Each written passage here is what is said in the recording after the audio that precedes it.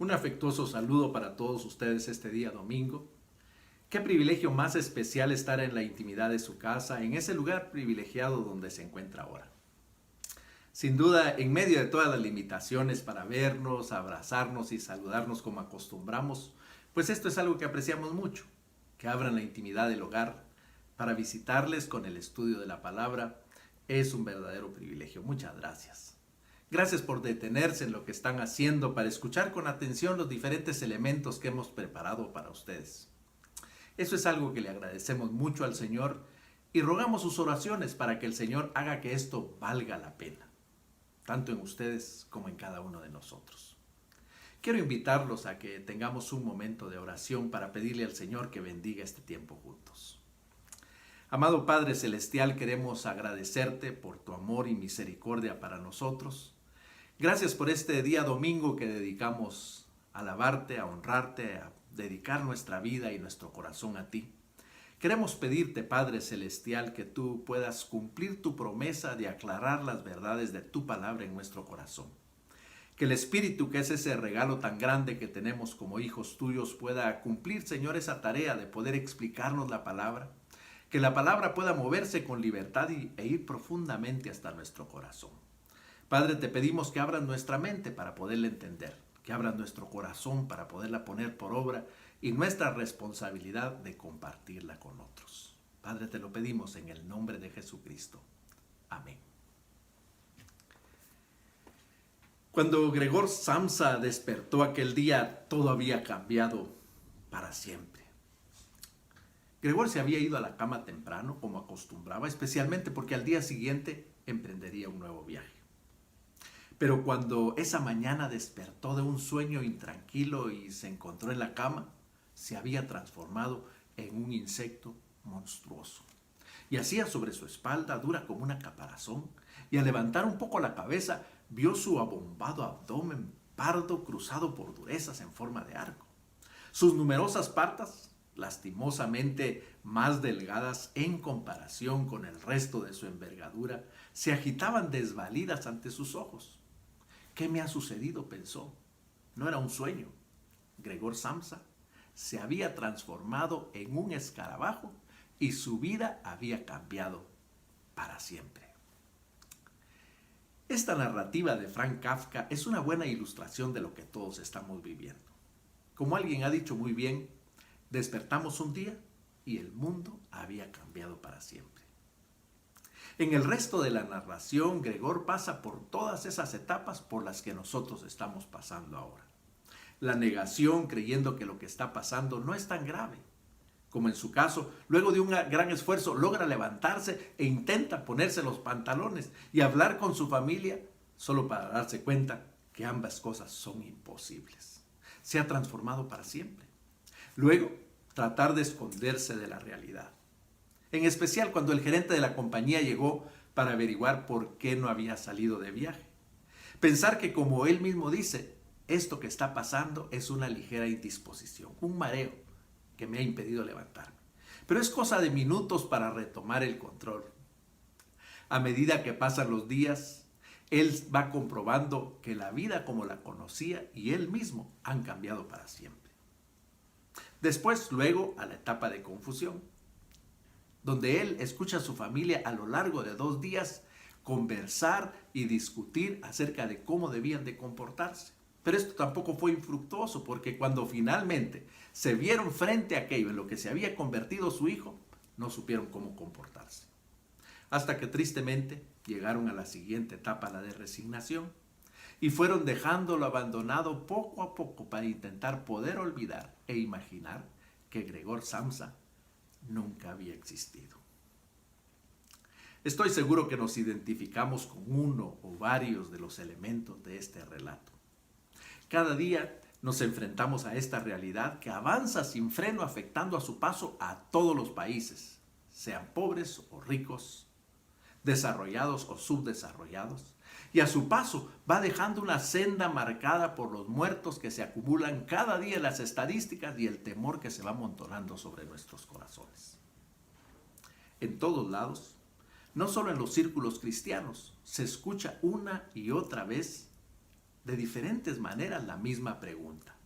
¿Por qué nos sobrevienen los males como estos? Y luego quizá una más directa y puntual, ¿dónde está Dios cuando sufrimos? Algunos la hacen con sinceridad, buscando una respuesta a su clamor. También hay otros que la hacen a modo de prueba o en broma, o quizá algunos una manera de justificar su deliberada actitud opuesta o en rebeldía a Dios. Pero la pregunta sigue ahí, ¿dónde está Dios cuando se sufre? El día de hoy queremos iniciar una serie de mensajes sobre el libro de Habacuc bajo el tema general de por qué nos sobrevienen males. Estamos seguros que Habacuc nos está esperando para compartir con nosotros lo que aprendió en medio de una situación desesperada. Su caso sin duda fue tan desesperado como el nuestro. Basta con poner atención a las primeras líneas con las que comienza este libro, con esa pregunta lapidaria: ¿hasta cuándo, Señor, te llamaré y no me harás caso? ¿Hasta cuándo clamaré a ti a causa de la violencia y no vendrás a salvarnos? ¿Sabe? Habacuc es uno de esos libros que permanecen escondidos en nuestras Biblias más de lo debido. En primer lugar, creo, por su tamaño y su ubicación. Si usted me está siguiendo con su Biblia impresa, pues no será raro que aún esté batallando por encontrarlo. Bueno, le sugiero que abra su Biblia en la mitad y luego abra la mitad de la otra mitad, y entonces ahí encontrará usted muy cerca de Habacuc. En segundo lugar, porque este libro requiere algún contexto para leerlo. Nos cuesta ubicarlo en la historia, y creo que la fecha en la que más personas están de acuerdo es entre el año 622 y el año 612. En tercer lugar, porque el autor no tiene un origen claro. Como bien escribe un comentarista, Habacuc es un profeta sin patria ni apellido, que vive y escribe en la misma época que Nahum. En cuarto lugar, porque el libro es difícil de traducir, como dicen algunos expertos, de tal manera que lo pueden leer en el original de distintas formas sin que ninguna se imponga. Esto es un aliciente para nosotros, para animarle a que usted lo estudie de una manera devocional durante este tiempo que estaremos predicando sobre él. Este libro nos viene muy a mano el día de hoy porque fue escrito en un momento de mucha incertidumbre, tanto política, social como mundial. La hegemonía de Asiria como poder mundial estaba decayendo. Y como lo muestra la profecía, Dios ya está preparando a otro poder mundial, el cual viene avanzando formidable y terriblemente con una velocidad impresionante, y su hegemonía será total y absoluta. Dios lo dice en el libro: se ríen de los reyes, se burlan de los príncipes, hacen mofa de toda fortaleza. Ambos hechos afectarán significativamente el presente y el futuro de Israel, y por consecuencia de su profeta Habacuc. Sin embargo, hemos escogido estudiarlo porque definitivamente este libro de Habacuc maravilla a cualquier lector. Cuando nos damos cuenta del hecho de que se trata de una conversación entre un hombre y Dios. ¿Se imaginan? En medio de una crisis de dimensiones globales, Dios se pone a dialogar con su profeta. Pero no es una conversación tranquila, sino un diálogo argumentativo. En su construcción, como dice un biblista, hay que aprovechar ese dramático diálogo que no es puro recurso retórico, sino un forcejeo, una tensión, dice él. El libro entonces nos acerca la esperanza de que un hombre puede establecer una conversación con Dios, que incluso puede cuestionar y disentir en la manera como Dios ejecuta su justicia. Llamará poderosamente la atención de quien lo lea con sinceridad el hecho de que Dios se tome tiempo para responder a este hombre y para explicarle y finalmente anunciarle que aún en formas misteriosas todo terminará bien. ¿No es increíble? Estamos adentrándonos en el diario íntimo de un profeta preocupado por el presente y el futuro. Un profeta lastimado porque no puede entender cómo él, siendo el pueblo escogido de Dios, se encuentran en medio de esta estrechura. Le lastima, le incomoda ver que Dios permita el mal y el sufrimiento de gente inocente. Le duele el corazón al ver a Dios que no está, parece que no está actuando en el mundo, y por consecuencia ve cómo reina la injusticia, el robo, el sufrimiento, y cómo el poderoso abusa con su poder y despoja y oprime a los pobres. ¿Les suena conocido? Miremos como por ejemplo los primeros 4 versículos. Es lo que aparece en persona singular. Es el profeta Habacuc el que se dirige a Dios expresándole su dolor y su queja.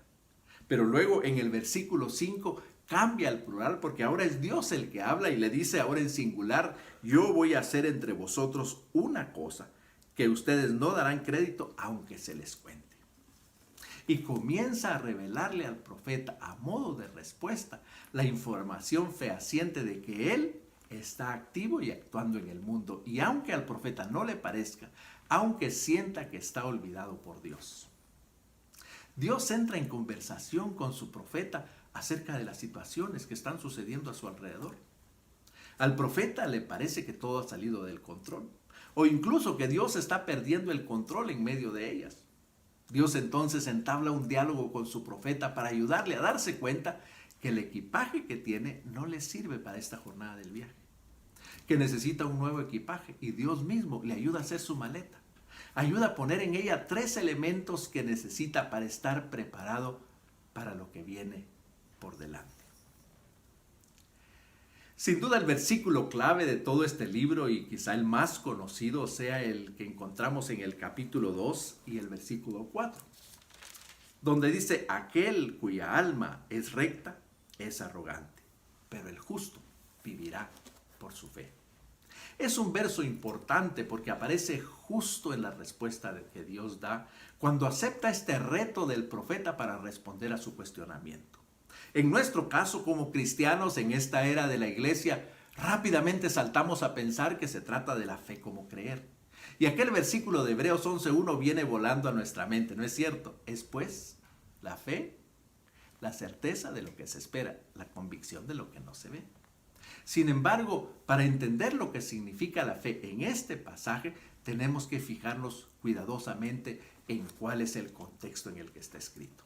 En el capítulo 2, versículos 2 al 4, Dios responde a Habacuc y le indica: escribe una visión, grábala en tablillas. Luego le indica que es una palabra firme, no dejará de cumplirse. Y luego afirma: aunque tarde, espera, porque llegará. No tarda ya, ha de llegar sin retraso. En este sentido, la mejor traducción de la palabra sería fidelidad, en el sentido de los libros del Antiguo Testamento. La Biblia de Estudio Judío nos indica que este dicho encapsula todos los mandamientos. Es decir, que lo que leemos aquí es que hay 2 tipos de personas o actitudes con las que entramos a situaciones como estas en las que estamos viviendo. Una lleva a la muerte y la otra a la vida. El primero es orgulloso, ambicioso, cuya vida está manchada y torcida, como dice aquí, que confía en él mismo. Este fracasará en el intento. El segundo, como dice la traducción mencionada, confía plenamente en Dios y su palabra. El justo es recompensado con la vida por su fidelidad, dice la Biblia de Estudio Judía. Subraya la credibilidad y la fidelidad en la revelación de Dios en la que él está haciendo a su profeta. Lo que le hace vivir no es la calidad de justo, sino que su vida depende de la credibilidad de la verdad contenida en la revelación. En resumen, podríamos decirlo en palabras de Samuel Pagán: el mensaje profético indica lo que produce vida en la humanidad. Es la fidelidad que se demuestra la palabra divina, la confianza que se manifiesta en la revelación de Dios, la lealtad que se vive ante la voluntad del Señor. Ese es el pasaje para un puerto seguro en este viaje en cualquier mar de incertidumbre. Así que en primer lugar necesitamos hacer acopio de la confianza que nos da la palabra para acercarnos a Dios confiadamente en medio de nuestros problemas y dificultades. Lo que da vida al profeta en medio de esta situación desesperada es que sabía por la palabra de Dios que podía clamar a Dios y que Él escucharía. Sin duda la mejor certeza la podemos encontrar en el Salmo 18:6. En mi angustia invoqué a Jehová y clamé a mi Dios. Él oyó mi voz desde su templo, mi clamor llevó delante de él a sus oídos. Y la respuesta en el versículo 16: envió desde lo alto y me tomó. Me sacó de la multitud de las aguas. Si seguimos leyendo, encontraremos cuál fue la clave para abrir esta puerta en el versículo 21. Porque yo he guardado los caminos de Jehová y no me aparté impíamente de mi Dios. De esto se trata. Para atravesar ese valle de sombra y de muerte en el que nos encontramos o cualquier otro en el que usted se encuentre en este momento, necesitamos desarrollar esa confianza de acercarnos a Dios sabiendo que Él nos escucha. Sin embargo, esto es más que orar ocasionalmente. Es un ejercicio de confianza, de dependencia, de esperanza. El mejor ejemplo nos lo da Ana en primer libro de Samuel, capítulo 1. Ana está afligida hasta lo sumo. Su esposo le dice: Ana, ¿por qué lloras? ¿Por qué no comes? Ella va al templo y dice que oró y lloró al Señor amargamente. El texto dice que derramó su alma delante del Señor. Pero cuando terminó, Ana se fue de ahí y comió y dejó de estar triste. Nosotros tenemos una esperanza todavía mayor que la de Ana. En la epístola a los Hebreos dice: teniendo un gran sumo sacerdote sobre la casa de Dios, acerquémonos con corazón sincero, en plena certidumbre de fe, purificados los corazones de mala conciencia y lavados los cuerpos con agua pura. Manténganse firmes sin fluctuar en la profesión de nuestra esperanza, porque fiel es el que nos prometió. Esta es la fe que da como recompensa la vida. Esta es la primera pieza del equipaje. La segunda es que necesitamos confianza absoluta en que Dios hace todo bueno en su tiempo, aun cuando nosotros no alcancemos a comprenderlo o no lo logremos de ver.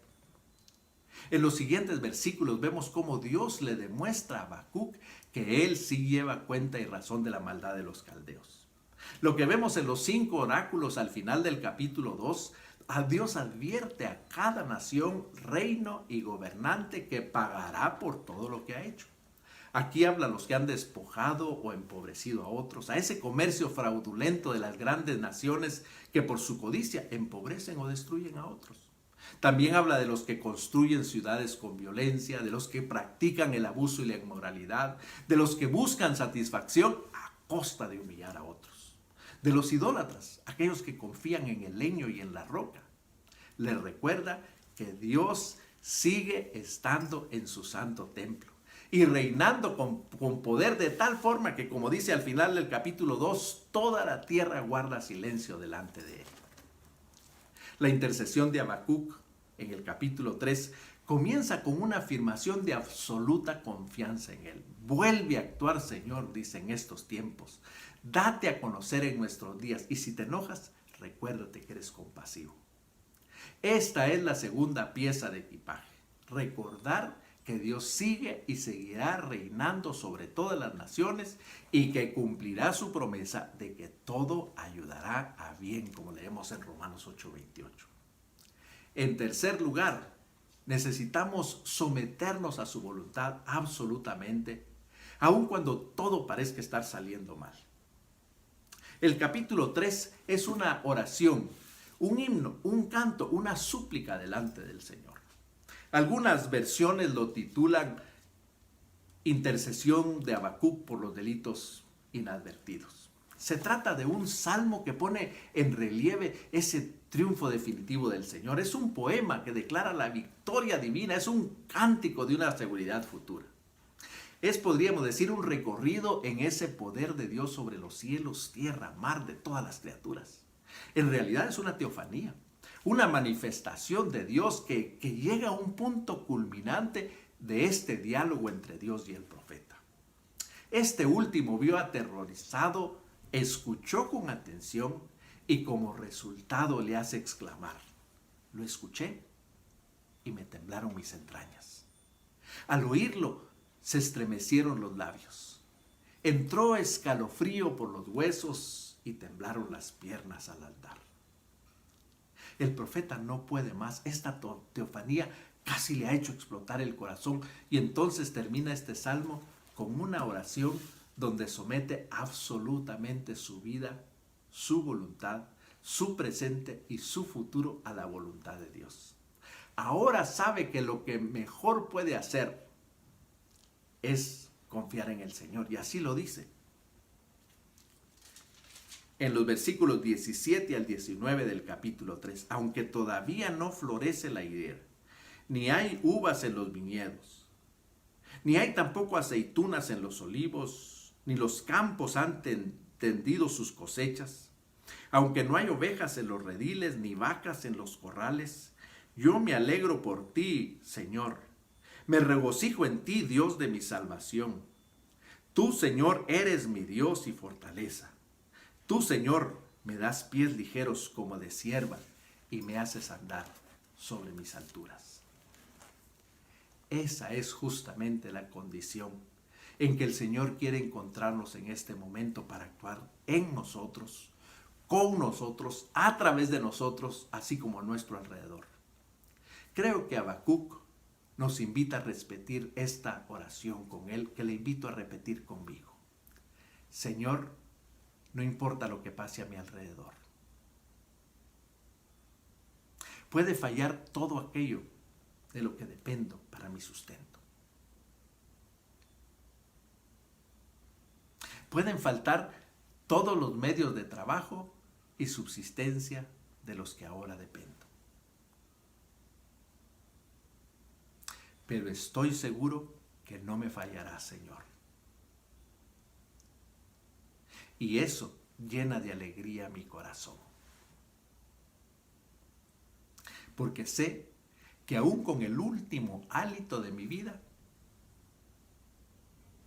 te veré a ti actuando a mi alrededor.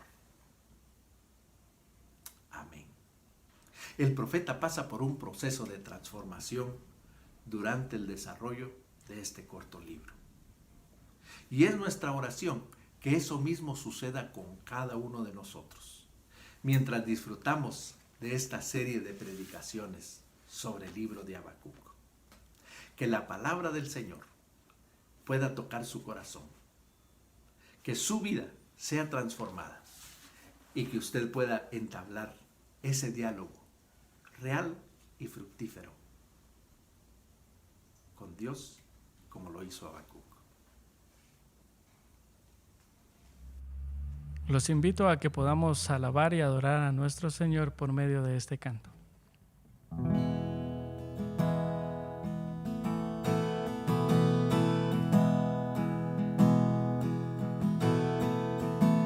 Que amor mis pecados decide olvidar, lanzados al mar no los quiere contar. Él siendo omnisciente olvida mi error. Mis faltas son muchas, su gracia es mayor. Gloria a Dios, su gracia es mayor. Sus misericordias hoy nuevas son, mis faltas son muchas, su gracia es mayor.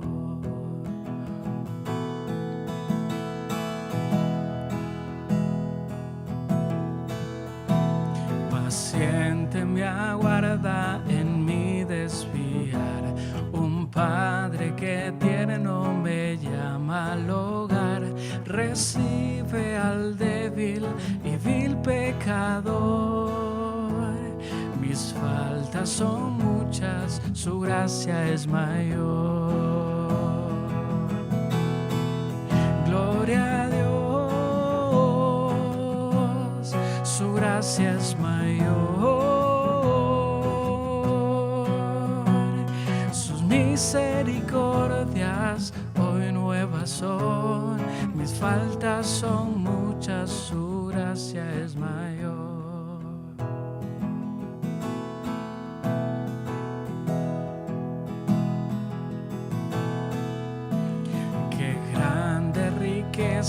Él nos otorgó, su sangre fue el pago, su vida entregó, pagó esa deuda y la canceló.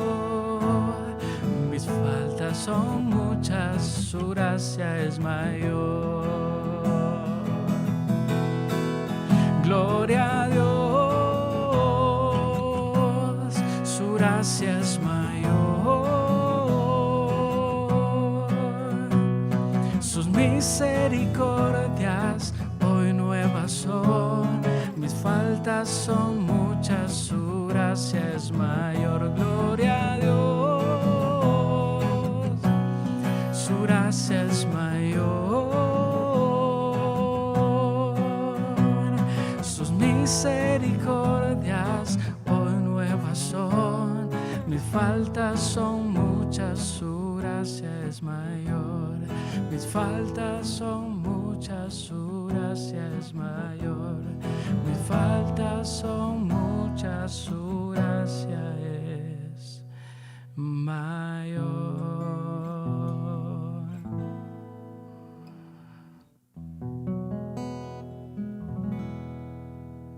Amén.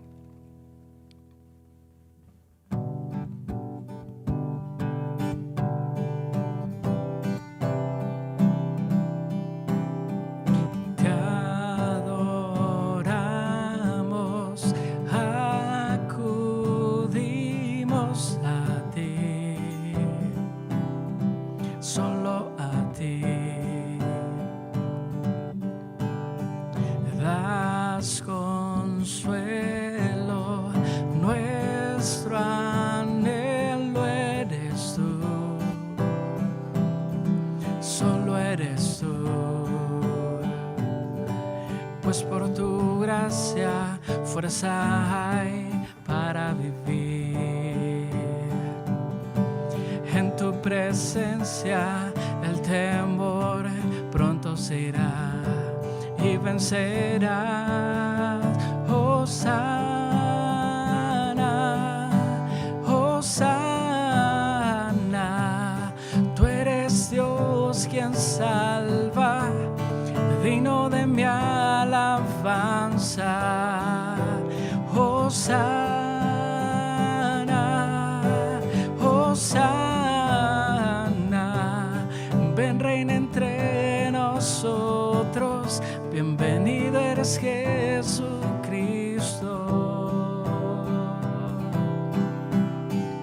Nos rendimos, nos volvemos a ti,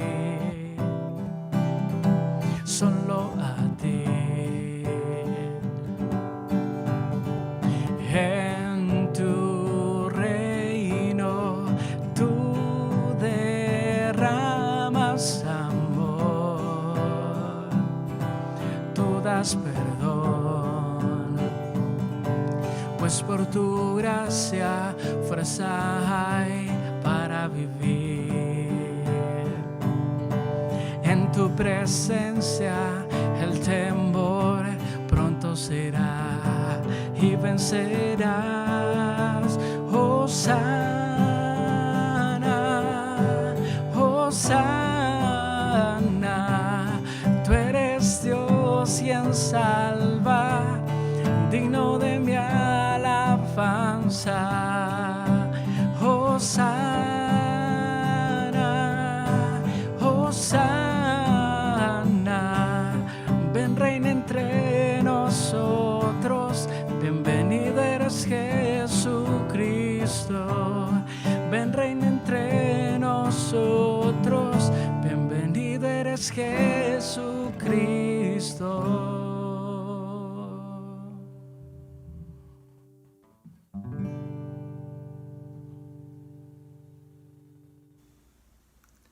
Damos gracias por estos cánticos tan hermosos que hemos escuchado y hemos entonado juntos. Y ahora quiero invitarle a que inclinemos nuestros rostros y terminemos este tiempo con una oración delante de nuestro Señor. Amado Padre Celestial, queremos darte gracias por lo que hemos aprendido en esta mañana. Gracias por esa maravillosa experiencia, Señor, de poder leer el diario íntimo de una relación entre un profeta y tú, de este diálogo tan maravilloso, tan dinámico, tan especial. Pero Padre, sobre todo queremos darte gracias por esa confianza que nos das de poder recibir la vida como recompensa, Señor, de nuestra fidelidad a tu palabra. Te damos gracias por estos 3 recursos que hemos aprendido. Gracias, Señor, por esa confianza de que podemos comunicarnos contigo directamente y con claridad, que podemos abrir nuestro corazón delante de ti porque Jesucristo abrió para nosotros un camino grande y ancho. Gracias, Padre, por esa confianza de que podemos verte a ti actuando en el mundo de una manera real cada día. Que podemos ver, Señor, la manera como tú estás obrando en el mundo. Y Padre, te damos gracias de manera especial también, porque tú nos permites poder tener esa confianza y esa certeza, Padre Celestial, de que tú obrarás todas las cosas para bien. Señor, te damos gracias porque podemos entender que, como dice ahí, aunque faltaran todas las cosas en las que hoy tenemos puesta nuestra confianza, tú sigues siendo fiel, tú sigues obrando en nuestra vida y tú sigues firme como una roca a donde tú quieres llevarnos, Padre, con pies como de sierva. Gracias, Señor, por esta palabra. Gracias por lo que tú nos has traído. Y te pedimos de todo corazón, Señor, que siga la obra en el corazón de cada uno de los oyentes. Que podamos experimentar ese continuo diálogo contigo. Gracias, Padre, por el camino que Jesucristo abrió para eso. Oramos en el nombre de Jesucristo. Amén.